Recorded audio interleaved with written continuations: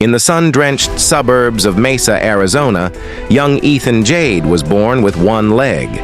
From his earliest moments, life had handed him a visible difference. But it was the invisible obstacles that would shape his destiny.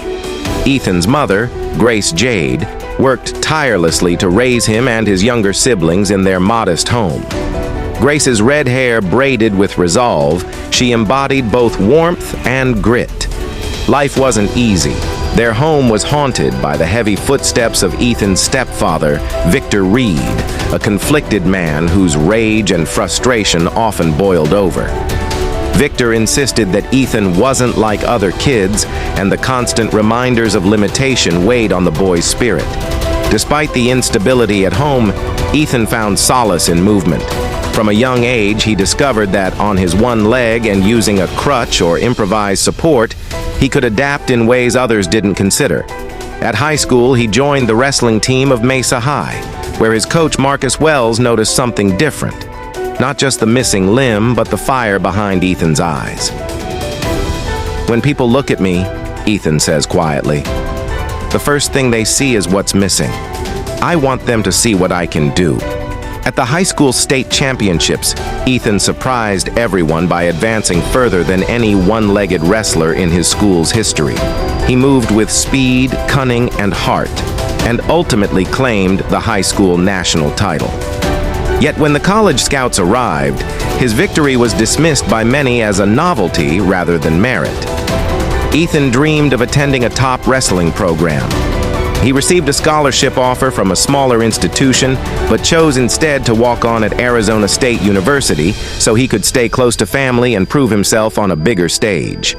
At ASU, he met legendary coach Sean Charles, who told him bluntly, "You've got one leg, that's real, but your heart, your mind, that's what's going to count." ASU welcomed Ethan onto the team, but not without skepticism from teammates and opponents. Training was brutal. Runs up Phoenix's mountain trails, late-night drills while others slept, and constant adaptation of technique so that he could wrestle without a second leg to steady him. He used a modified stance, lightning-fast transitions, and sheer will to keep pace.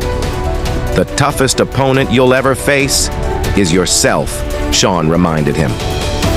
At home, the tempest between Victor and Grace escalated.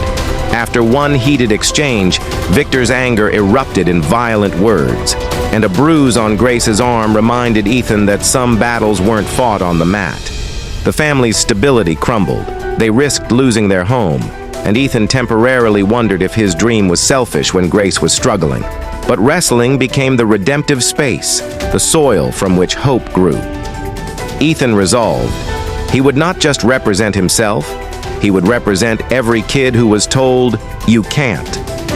In his senior year, the ASU wrestling squad qualified him for the NCAA championships at the 125-pound weight class.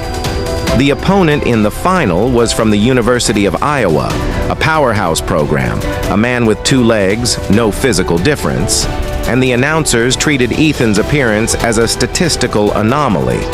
But Ethan didn't see anomaly. He saw opportunity. The match started with conventional exchanges. The opponent surged. Ethan responded with lightning reflex, sweeping attacks, unorthodox positioning. In the final seconds, Ethan locked in a technical move that leveraged his unique stance. The crowd held its breath and then erupted as he pinned his opponent, college champion, against all odds. Tears, cheers, headlines. Grace rushed to embrace Ethan. Victor in the stands watched from the sidelines, quieted by the moment, though grudgingly respectful. After graduation, Ethan used his platform to speak about perseverance. He became a coach, a mentor to young athletes, especially those with disabilities or hurdles of their own. Grace launched a foundation to support families in crisis and to promote adaptive sports. Their story joined the books of the inspired. Subscribe for more content.